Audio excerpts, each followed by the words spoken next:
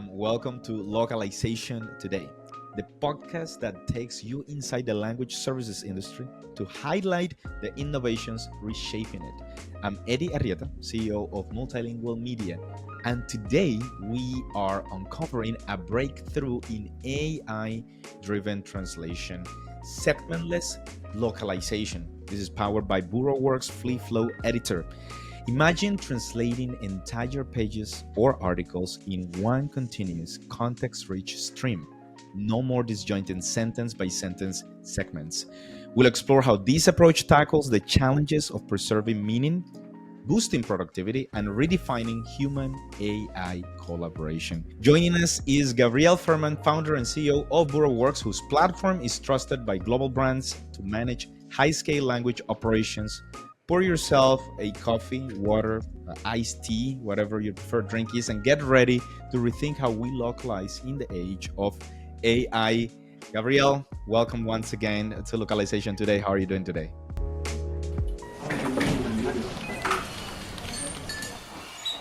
Doing great, Eddie. Love that intro music. Very good to be here with you. You're a great interviewer, so always exciting to talk to you. All right, Gabriel, and thank you so much for doing this because as I was mentioning off the recording, we've had an ongoing conversation in Localization Today with different leaders, from the let's say the corporates that would call them, those that buy the services and those that are producing the technologies and the services, and we've seen this duality right now in terms of like how it is done, and on the one hand you have operationally speaking, so you'll have the orchestrated approach, and then you'll have plug and place, and some companies seem to really like that, and also you have the other free flow, let's say not free flow, I'm thinking now your concepts, the one-stop solution where you just hire one company and that company does everything for you, and that sometimes might be just your internal like corporate team.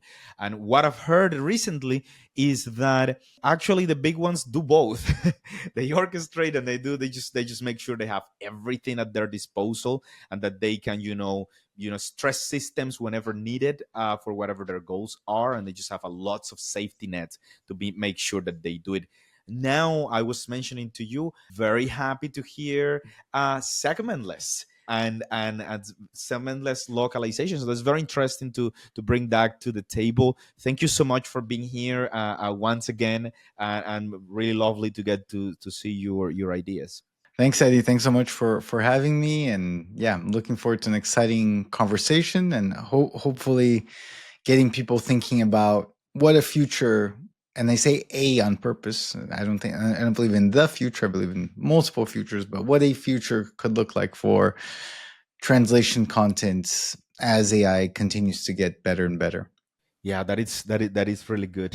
What are the different futures, and they are, as we speak, they are presenting themselves, right? Present being that manifestation of that future that we thought of, and I do see wonderfully many different approaches to this stage in the adaptations, and also the, how should we say, the interpretations of the uses of technology to solve language problems. So it's wonderful to see the variety and how we learn from each other's experiences. I think that's also very wonderful to see. Gabriel, what is segmentless localization? Can you describe how free flow treats entire documents or large blocks? What is it? How do you think about it? Yeah, I think the easiest way to describe it is to go in a journey back in time, right? So when localization began early on, the first big challenge was how do you parse and standardize files? So, how do you get, let's say, a doc file or a InDesign file or a PowerPoint file, and how do you parse it so that regardless of the file, you're working within the same structure, right? So parsing is this process of going from many different file types and possibilities into a stable, predictable structure. And that parsing also typically has segmentation as, I would say, a subcomponent of the parsing, which is going to break up the text So parsing is kind of like understanding the text in some way. It's not in a syntactical level. So like breaking apart the pieces, extracting, let's say, the actual text from the pieces of code around it, because we don't think about it, but typically, for instance, a docx file is an XML file deep behind it. So right, so the parsing process is extracting the content. Segmentation is breaking that apart. So whether you're going to segment by when there's a period, or whether there's a line break, or however you choose to segment a text, that's kind of like part of the framework of a traditional translation management system, or a CAT tool, right? And the idea of segmentless is going in the other direction. So the idea is, okay, you can still parse a file, but now maybe you don't have to break it up into small little pieces. Maybe now we can work with much bigger chunks of content. And I want to frame that. I think that's not like a panacea, it's not a cure for everything. It's good for very particular contexts, very particular situations, and it's not going to be that good for others, right? So, just as an example, maybe you're translating software UI, and I would imagine that it doesn't make any sense to try to get rid of segments with software UI. It's part of the nature of the beast. But a good example is if you're translating, let's say, a LinkedIn post. A LinkedIn post is typically short form content that has a beginning, a middle, and an end. And it's typically all connected from a meaning perspective. So maybe the pun at the beginning is connected to something at the end, and maybe a little reference in the middle is connected to something that was said in the beginning, and you have humor, and you have changes in the way you express things. So maybe, maybe the original post in English had, I don't know, 20 lines, and maybe your post in Spanish for Colombia is going to have 30 lines, because you're going to want to explain some things a little bit more. So you start to get into a lot deeper level of adaptation and change of that same content when you go from one language to another. So I think the idea of segmentless is enabling those deeper transformations to take place. So that's very interesting. So it's almost like there is an amplification on context, you'd say. So segments have certain limitations. How does this, just to stay in segmentless localization, how does this approach impact translators' view of context and coherence? Because what I'm getting is like, you're mentioning there is a transformation, and I'm curious to understand why is the transformation happening, but how does this impact the translator's views on context and coherence? Well, I think it's still early for us to respond with data, as far as there's too little data for us to say assertively how does this impact the translator experience. In my opinion, it's very liberating, because when you're translating, like, let's say, a LinkedIn post, and you're doing it in a translation editor just like ours, for instance, or any other editor, you're kind of stuck as a translator, and you have a sentence in English, and now you have a sentence in Spanish, and maybe, sure, you can join segments in some editors, and maybe you can add a segment here and there, but you're fairly constricted.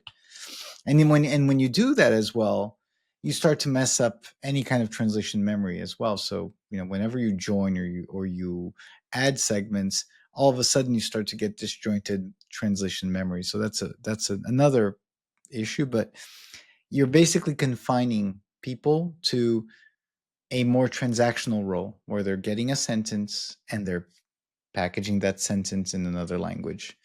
You don't have that much degree of authorship over that.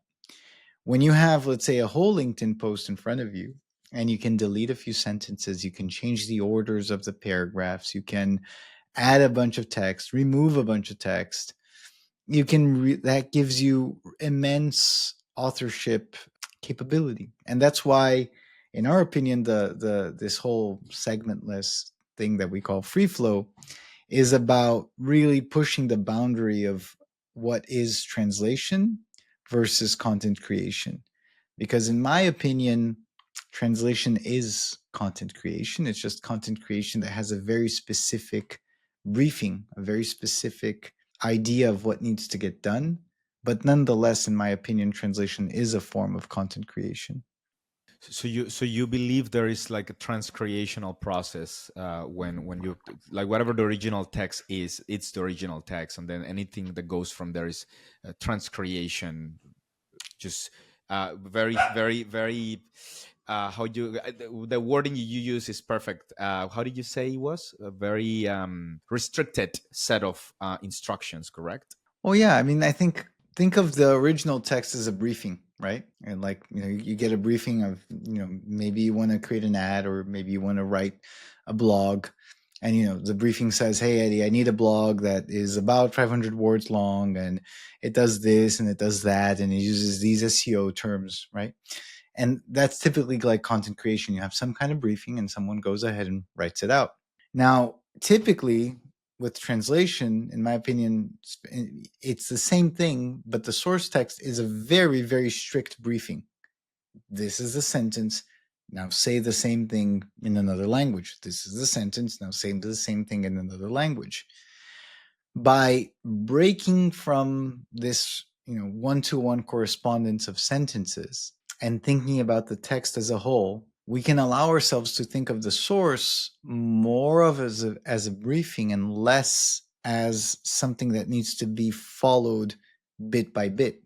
So, for instance, again, with the example of the LinkedIn post, if you're translating it line by line, you're going to get a result that's going to be line by line. Like I said, maybe it's going to have a few lines more, a few lines less, but you're still kind of stuck. Now, with the free flow, what we see is maybe you have a LinkedIn post, let's say in English, that has 2 paragraphs and is super funny and provocative. But maybe in Japan, you're going to have 4 paragraphs and it's going to become serious and it's going to become conversational. The tone is going to change.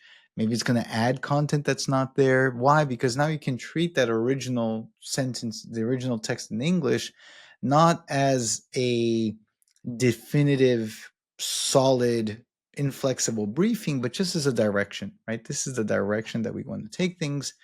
Now the translator becomes enabled as a content creator, right? So that's the idea behind it.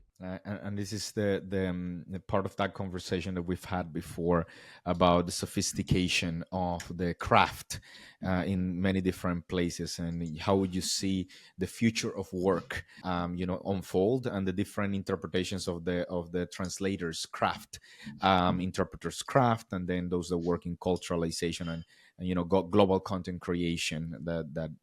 That's a very important take for those that are listening to some of these concepts for the first time, and they are more familiar with segment based tools, and the line by line that you're mentioning, and each line, you translate each line. Can you compare the free flow with the traditional segment based tools? Like what are the limitations of the one, and then how does the segmentless free flow Yeah.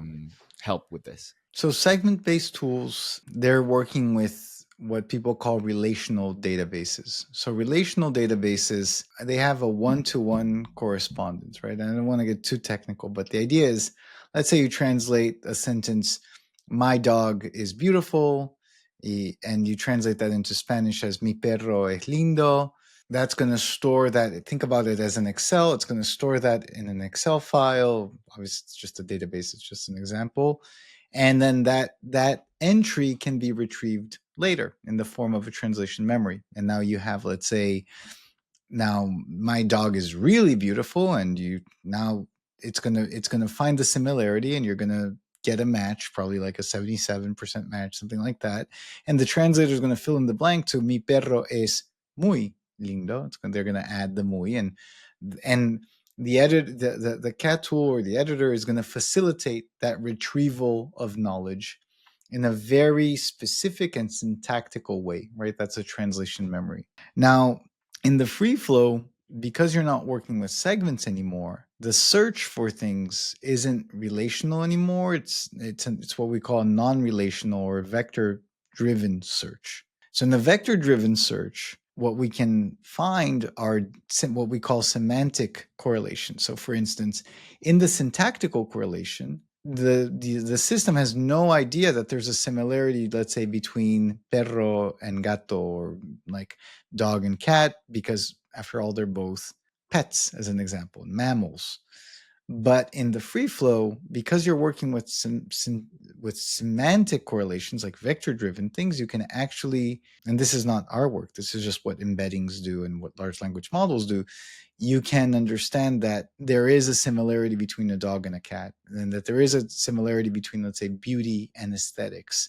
So these concepts, they're stored in a less tight and a broader way, which makes it, on one hand, a little bit less predictable. On another hand, it makes it a lot more leverageable. So let's say, you translate this text that's all about dogs, and then you translate another text that's very different, but it's all about cats. We can still find correlations between dogs and cats. So it's a different way of retrieving past knowledge. You're not just retrieving knowledge in the form of translation memories, you're retrieving knowledge in the form of context. So and you could retrieve, ultimately, it's open to retrieving any kind of knowledge. So, if you have videos as reference sources or websites, you don't need a structured translation memory to serve as a guide.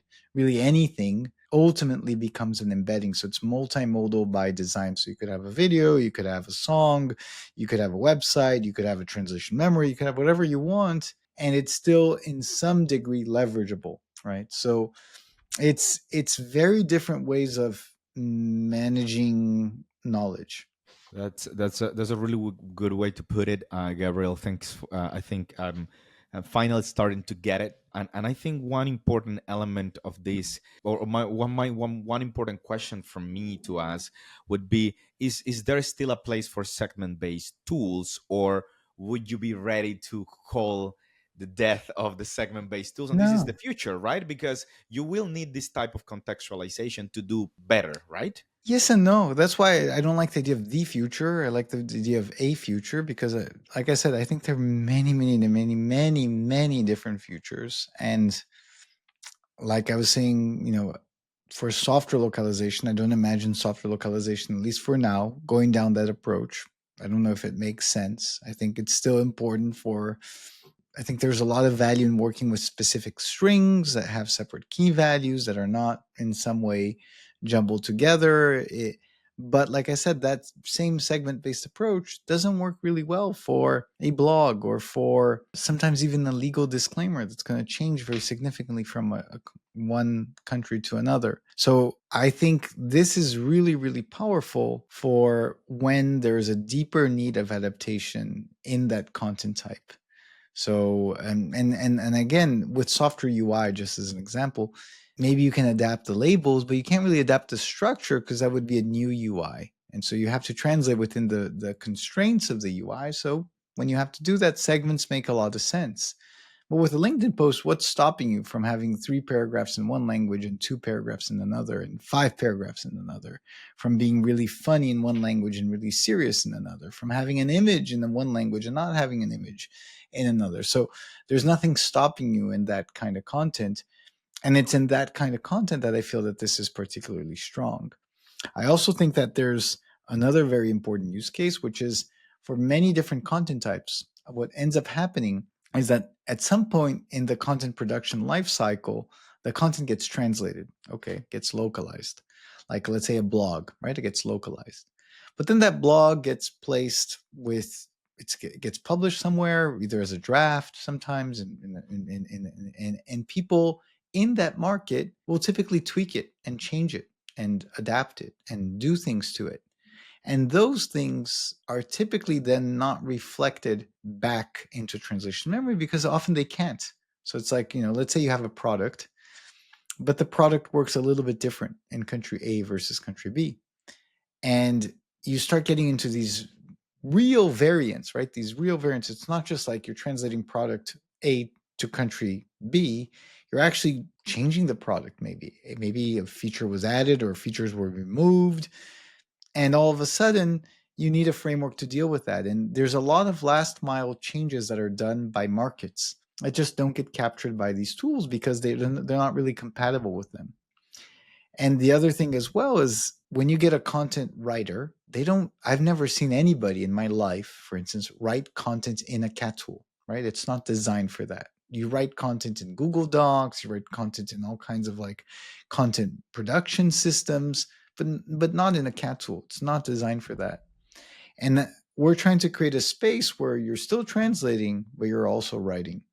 And then in order to do that, you can't really work with the constraints of a segment. But like I said, this isn't for localization in general. This is for when you really need a certain degree of adaptation. Really good way to put it, and that it's great to have there, so that there's clarity for those that I know that were going to ask me about this.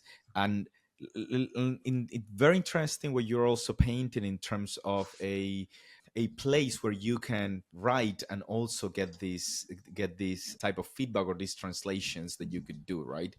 This localization that you could do from there. I use Grammarly for certain things. I've usually just copy paste things there, but I end up writing just to get kind of like my grammar corrected. And it is a great experience rather than having, segments to correct my grammar. Like that would make no sense, right? So I agree with you, Gabriel, that this is probably really good for, I can already see how we do for some of our, content clients where we'll do like two languages.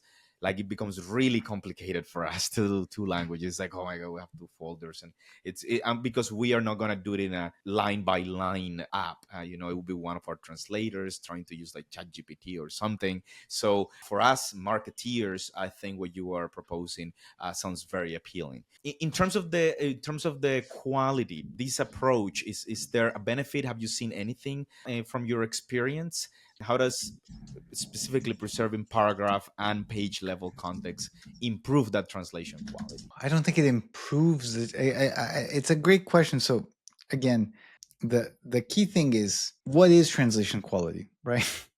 So when people think about translation quality, the first thing that comes to mind is it saying the same thing as the source? And if it doesn't, it's bad quality translation. If the sentence in English says I love my dog and the sentence in Spanish says quiero un poco a mi perro, that's bad translation quality. If you're not communicating the same thing, so it's bad.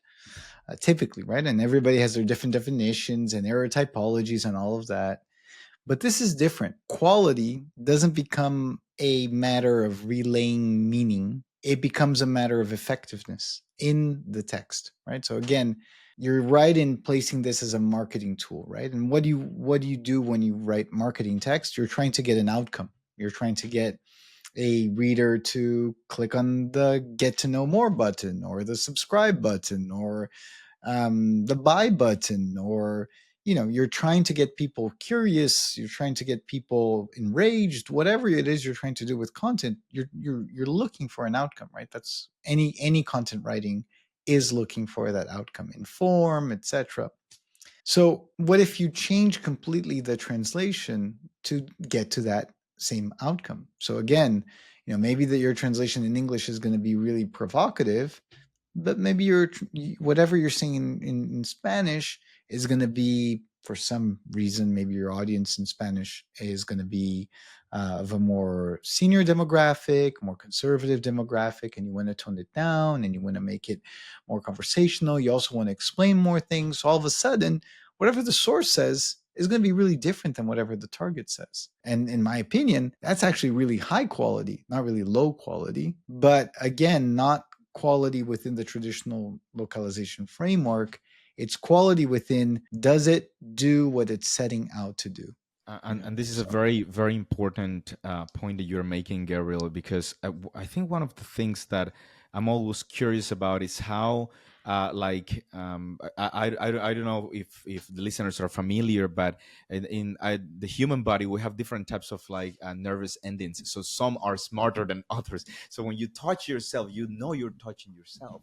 Some of the nerves in your mouth, they everything they perceive is pain because they are not supposed to be exposed. So even heat or coldness just feels like pain.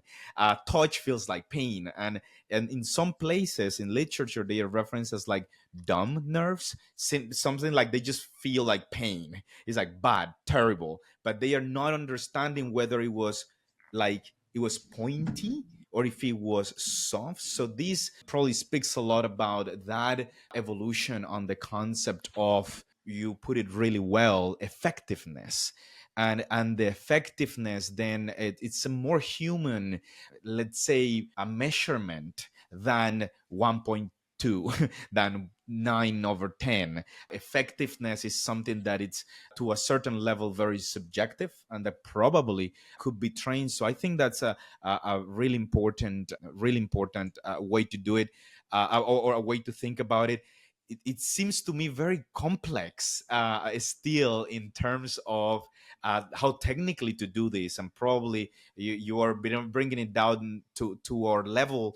But there are some other questions that we have here on, where do sentence by sentence workflows break down? Is there a limit to this context that you're getting? And you were talking about vectors as well. You're talking about like the places, the repositories of context. It comes down in a lot of the conversations here, they always tell me, it always comes down to the training data. Does it then get to then yet another kind of like limit on contextualization for where you are proposing? And I'm still trying to think about it in terms of workflows. I still don't understand how does it actually work. So if you could give us a few more words on how it actually works, that would be great. Let's say again, you're translating like a LinkedIn post, right? Or a blog. Let's talk about a blog now. And let's say you have SEO terms or a glossary, something that you want to follow. In the free flow editor, you're still going to be able to follow that glossary. If you've translated things that are similar in the past, those things are still going to be suggested to you. The difference is that what's behind the scenes is a different mechanism than, let's say, a translation memory. So that's the key thing. From the user experience perspective, it's pretty similar. From a behind the scenes perspective, it's very different. And the reason why it's different is this previous way of working, and this is something that I think is super important. So this previous way of working, it has a lot of value because like parsing files is something very important. Segmenting files is something very important. If you run a little experiment, try uploading a document that's a few pages long into GPT, asking it to translate it for you, it'll say that the document is done and you won't be able to download it because it can't parse and restructure the file. It'll lie to you. It'll say a bunch of different things. Maybe it'll generate a file if you push it too much, but it's not going to be translated. There's going to be gibberish in the middle. So parsing is important, right? And parsing is a very it's just a very important thing, and it's useful. I'm not here to talk poorly about parsing. The thing about the free flow is it's about being able to work with a bigger chunks of content and dynamic chunks of content. So when you're parsing, for instance, let's say you translate sentence A, it's going to look for something similar to sentence A in the translation memory, and it's going to use syntactical deviation. So if you have like a little comma, now all of a sudden you don't have 100% match with something. Now you have 98% or 97 or 99% match, depending on the length of the sentence, etc. So that's typical. That's typically how that's going to work. Now let's say in this context, maybe it's not looking for a specific sentence. It's looking for things that it can leverage. So, maybe you have the concept of dog somewhere translated, and it happens in these sentences, and you have this concept of beauty, and it happens in other sentences in other contexts, and through embeddings you can put this all together. So one is working through very conventional search processes that are looking for textual similarities. The other one is looking for embeddings, which are mathematical representations of text, which can be way more multidimensional than just letters and characters. And you said, perhaps translation quality might not be at, not necessarily affected, but effectiveness would be comparable in many cases. And but in terms of mismatches and rework and efficiency, how much time and rework do segment mismatches cost at scale when we're thinking large amounts of information? Again, I don't think that's actually the problem, in my opinion, Eddie, because the problem really is this is the problem. AI, in my opinion, is only going to get better. Humans are still the owners of culture. So when you get a file that's like 99% there, let's say, and all you have to do is tweak it, if you don't have the freedom to really tweak it, and all you're doing is adding a comma here or there in every segment, you're not adding a lot of value. But if you become an author and you get the translation is pretty much there, but now you can think about it as an author and you can change the order entirely of a paragraph. You can strike out a huge part of the text. You can change the tone. You can explain things more. Now you have freedom. And because you have freedom, you have authorship. And because you have authorship, you're adding value, right? So our vision is there's still so much for humans to do once we figure out the translation bit. Because if you think about translation as one little step in a much bigger content creation process, then the translation bit is just the beginning, right? There's everything else that happens after that. And that's what the free flow is all about. It's about everything else that happens after that. It's about having one version of the text that's perfect for you versus one version of the text that's perfect for me versus having one version of the text that's perfect for someone that's riding on the bus. So that's what the free flow is about. It's about being able to go from source to multiple different variants of that same text really easily, predictably, in a way that leaves you with audit trails, in a way that leaves you with an understanding of what's going on. And you simply can't do that, right? So it's not I wouldn't it's I think the framing of the question suggests that it's actually kind of there to replace segment based translations, and it's not. It's a different tool for a different world and a different purpose. Gabriel, so it's great because then we can get into the fun part for me here. What are the use cases that you see? What would this type of approach be useful for you? You've talked about some social media. I definitely agree. My marketing team and the type of work that we do, as we are thinking of like different languages, that's the type of scenario that probably we want to see. What other case use cases do you see? Well, anything that involves some level of adaptation. So, email marketing campaigns, blogs, copywriting in general, letters, videos, any content that's really going to require like a deeper degree of intervention so that it's effective in a given purpose is going to be perfect for it. So, the use cases, like I said, they're really broad, right? Sometimes you're translating a company memo, something that could be super dry, super simple, but maybe again the way you communicate with your employees in the US is going to be different than the way you communicate with your employees in Brazil. Maybe their level, their academic level is going to be different. Maybe you want to make it simpler, maybe you want to make it harder, maybe you want to make it different for Germany versus Japan. And like I said, these decisions, they change things, right? So let's say you're making the text just more accessible. That's probably going to be make you unpack one sentence is maybe going to become now two or three sentences. And that's not just the vocabulary that's going to change. Maybe you're going to want to explain things more. That's the kind of thing where the free flow comes in, because now you can, you're not worried about, oh, I only have a segment and now I can add segments, but now the segments, think about it. When you add segments in the translation editor, they don't have a source segment to correspond to, so they become lost in the ether. In this case, you can add an entire set paragraphs and paragraphs to something, and it's fine because we don't need a one-to-one correspondence with the source. Like I said, I think the best idea to understand this is the source. It's just an abstraction. It's just a briefing, just like someone would tell you, Eddie, write a post about the future of localization, make everybody really excited about it. We want to paint a really beautiful picture, and you get all this stuff, and you're like, okay, I'm going to write the post, right? It's broad strokes, and then the writer does the fine strokes. This is kind of the same idea. The source becomes these broad strokes. The translator does the fine strokes within the broad strokes. But that could mean going bigger, going smaller. That could mean going in a different direction. It's just a briefing, and that's why I think it's so important, because I really think and this is kind of our vision, is that it's not a matter of, well, whether or not translators are going to be valuable in the future.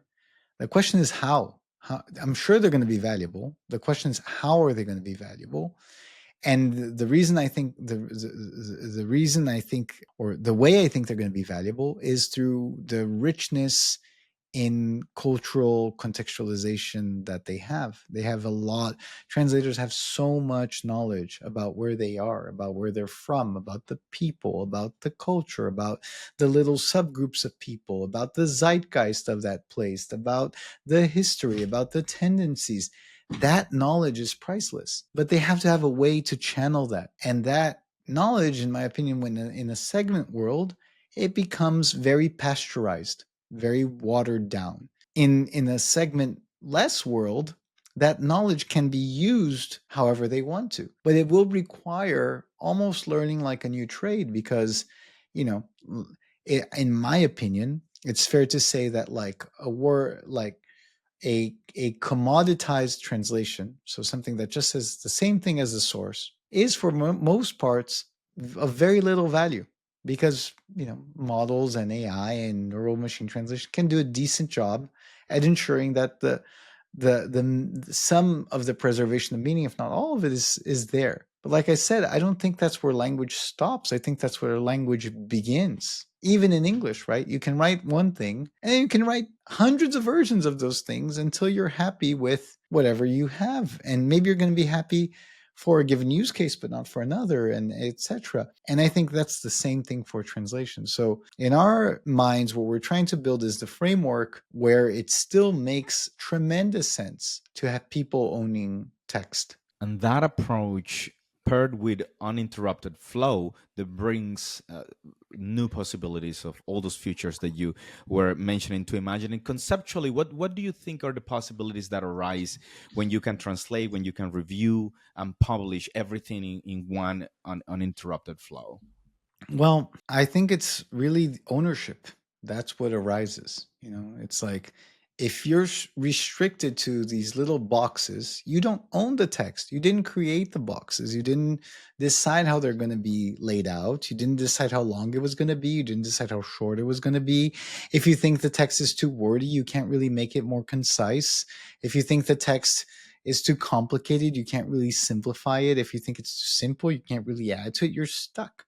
The briefing is very, very, you know, it's kind of like receiving a briefing for a post where it's so long that it's pretty much the post itself and you have zero creativity. It's not going to be much fun creating that post, right? If someone gives you just a few broad lines and says, Eddie, can you think about something in this direction, in that direction, blah blah blah, and they're instigating you to think and provoking you, you're probably going to have a lot of fun writing that post. With the free flow, it's kind of the same thing, except the text doesn't have to be provoking you necessarily. It's like it's the idea that you can take it in whatever directions you'd like. And you can ultimately even deliver dozens of different versions of that text as well. So you can deliver, you know, a very witty and funny post for some audiences, and you can deliver a very sober and serious posts for other audiences. And those posts maybe look very differently too. You know, one may be longer, one may be shorter, one may be brighter, one may be darker. But you have now the tool to do that and to integrate that knowledge, right? Because if you could do that in Google Docs, you could do that in Word. But what about all of the little decisions that you made? You know, what about the glossary? What about all of these editorial decisions? They'll get lost. And when you get a new briefing, you're going to have to do it again. So in the free flow, you're preserving that in a different way than a translation memory, but you are preserving that knowledge. Gabriel, and of course, in this context and in these different scenarios where free flow can work, how does it currently integrate with, you know, empty machines and post editing workflows? Yeah, it integrates 100%. So when you start translating in the free flow, you're going to get a translation suggestion, and it's going to benefit from our context sensitive engine that is a combination of neural machine translation plus a ton of other data sources, post that pre-edited by a large language model, etc. So you still get all that benefit, but that's just the starting point. right? That's just the starting point. You get the translation, and you're like, okay, now where do I take it from here? And for what purpose? And in what directions? And how many different versions do I want of this?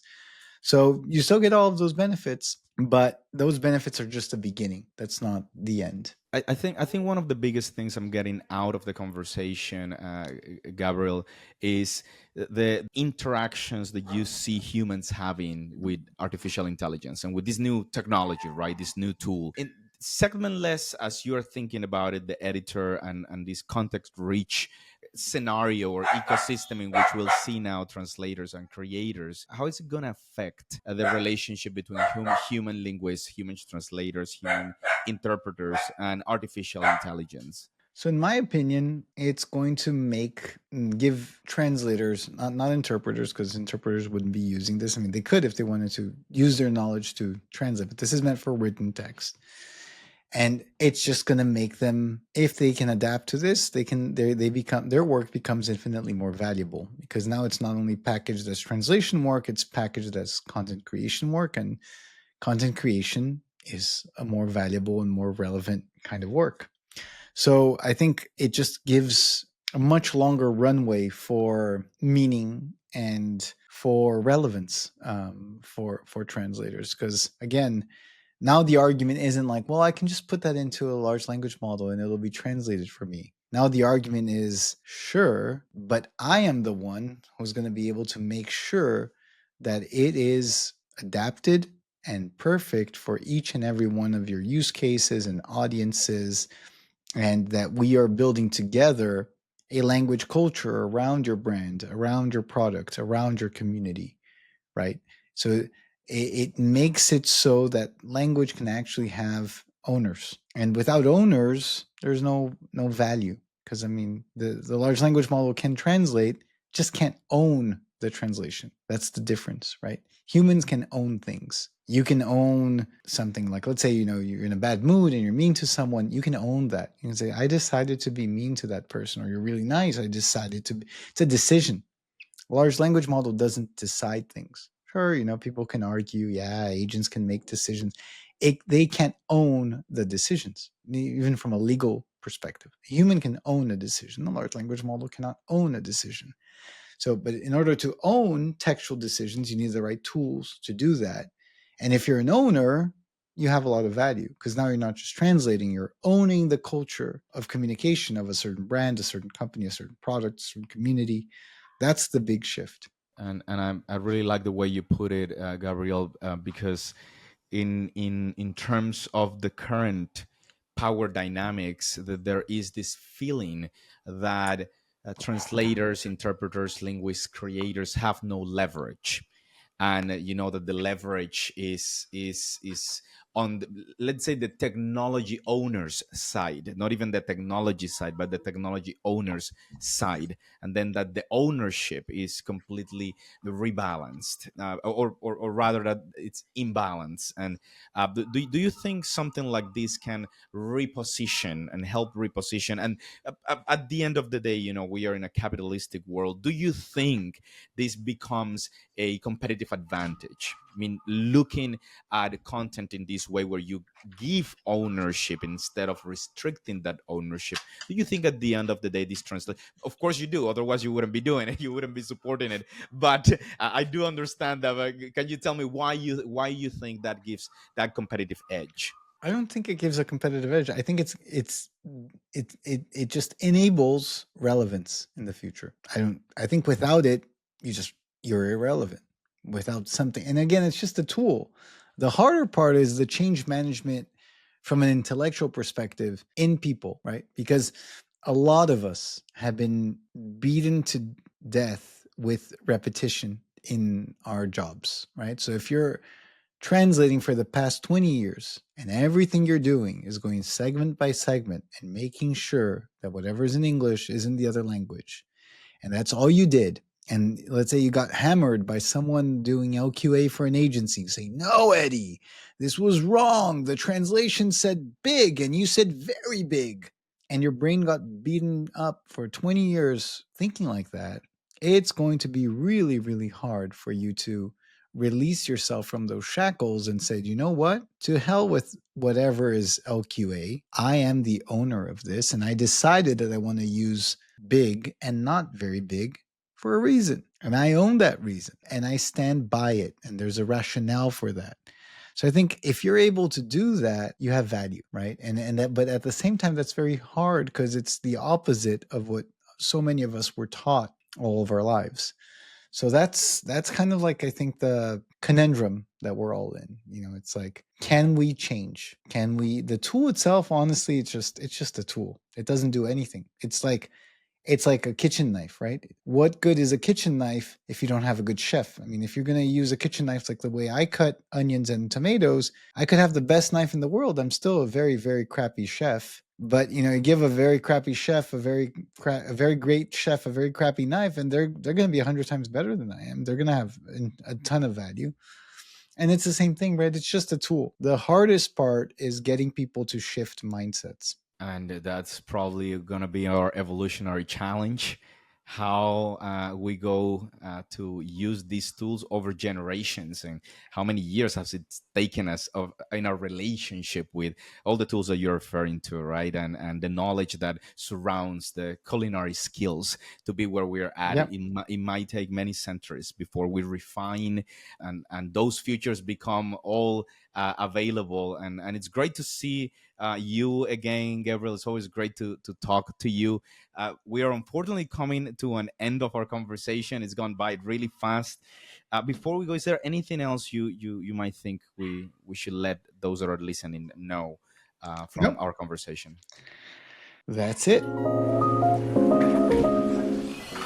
Great. And I think it's going to be very inspiring. I think there are many instances of this conversation that we're going to be resharing over social media. This is the end of our conversation. So that was, for everyone who is listening today, that is our deep dive into segmentless localization with Gabriel Furman of Burroworks. If you're eager to see free flow in action, check out the demo links in the show notes. Thanks for joining me. Eddie Arrieta, CEO here at Multilingual Media, and we are in localization today. Be free to subscribe, rate us wherever you listened, and follow us at Multilingual Media on LinkedIn and Twitter for updates. Until the next time, keep questioning, keep innovating, and keep localizing. Gabriel, thank you so much. Goodbye. Thank you, Eddie. Great being with everybody.